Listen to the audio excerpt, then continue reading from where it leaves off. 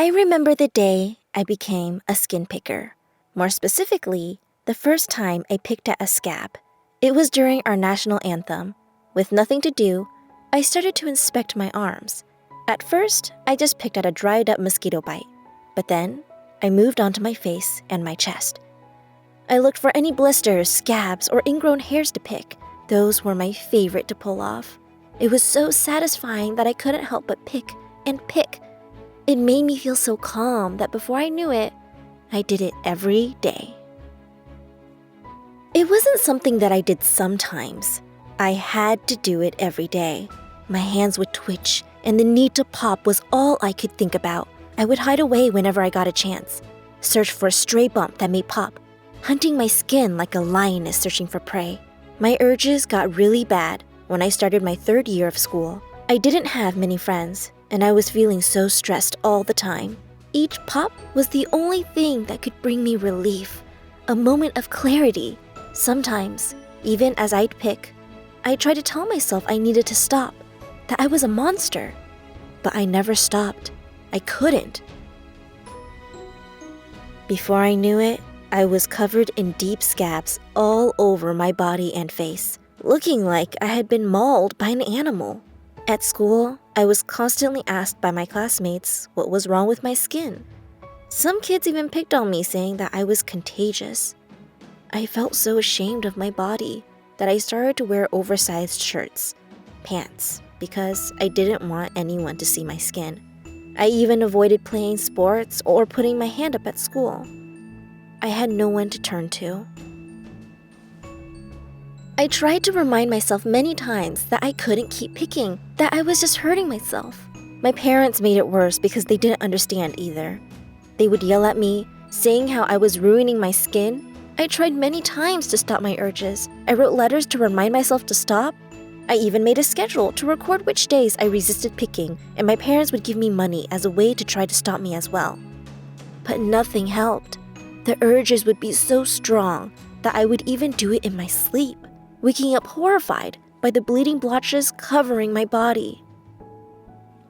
I picked and picked until there was nothing but scab all over my body. It would be so scabby that sometimes my skin would bleed randomly through my clothes. It was a vicious cycle, but I couldn't stop, no matter how hard I tried. I felt ashamed of how I was treating my body. Sometimes, these scabs became so deep that I couldn't endure it anymore. I needed to do anything to stop hurting myself over and over again. I went onto Google and searched up my urges. I found out that I suffered from a condition called dermatillomania, otherwise known as a skin-picking disorder.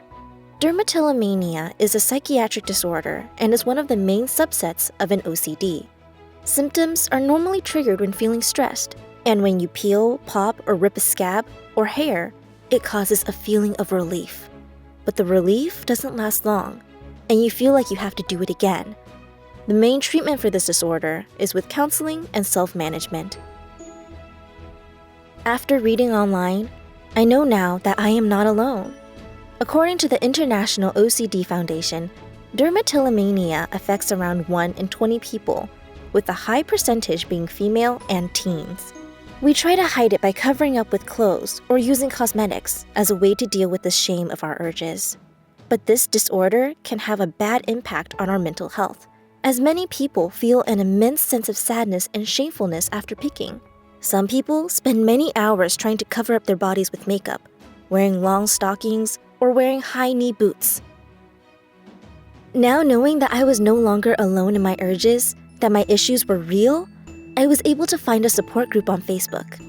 For the first time in 6 years, I felt like I wasn't alone in this battle anymore. Everyone on the Facebook group shared their story and was always sending words of encouragement to each other when someone felt down. Sharing our stories made us feel better, like we could fight this disease together.